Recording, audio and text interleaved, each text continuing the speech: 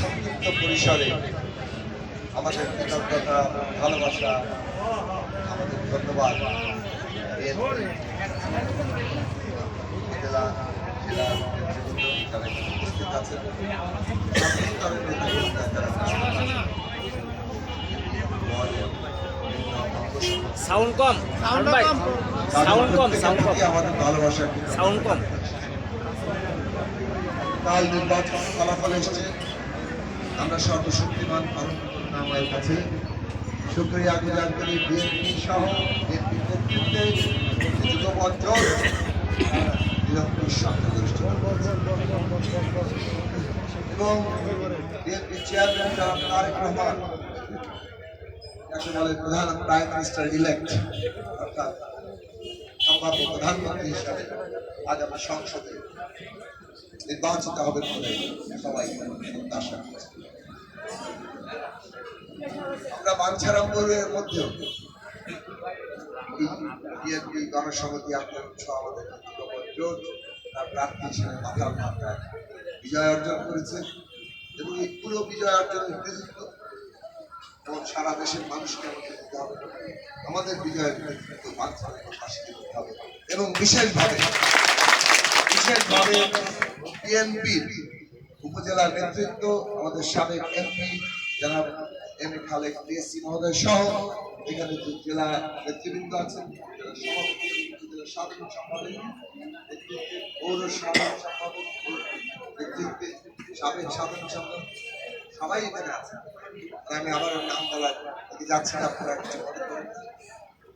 আপনাদের সবার নেতৃত্বে সর্বস্তরের নেতৃত্ব যে অক্লান্ত পরিশ্রম করছে, যেভাবে মাত্র 15 দিনের মধ্যে যাকে বলে যে আপনারা অনেকটাই ঘুরিয়ে দিয়েছেন আজকে একজন প্রতিদ্বন্দ্বী প্রার্থী তিনি ফোন করেছেন, আরেকজন দেখা করতে এসেছিলেন, তারা ধন্যবাদ জানিয়েছেন। আমরা গড়ে তোলার জন্য কিভাবে সহযোগিতা করবেন, আমরা আমাদের সহযোগিতা কিভাবে বাঞ্ছারামপুর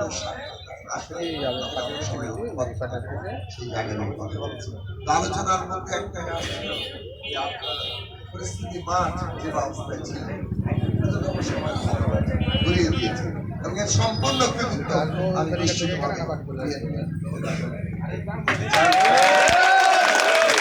জনসংহতি আন্দোলনের কর্মীরাও তারাও সর্বোচ্চ সহযোগিতা পরিশ্রম করার চেষ্টা কিন্তু আপনারা দীর্ঘদিন ধরে যেভাবে পুরো আছে, জনসংযোগ আছে, সেইটাকে সংগ্রহিত করার জন্য একেবারে তলা থেকে একটা জোয়ার তৈরি করেছে। সেই জন্য এটা আসলে ধন্যবাদ দিয়ে আমার কৃতজ্ঞতারও ভাষা নেই।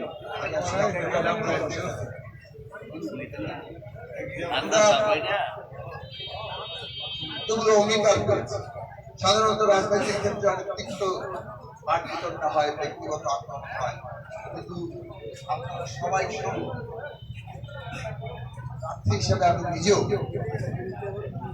আমরা চেষ্টা করেছি যে বাঞ্ছারামপুর নিয়ে আমাদের আলোচনা পরিকল্পনা থেকে সেটার উপরে করে আমাদের পুরো নির্বাচন। অনেক সময় এগুলো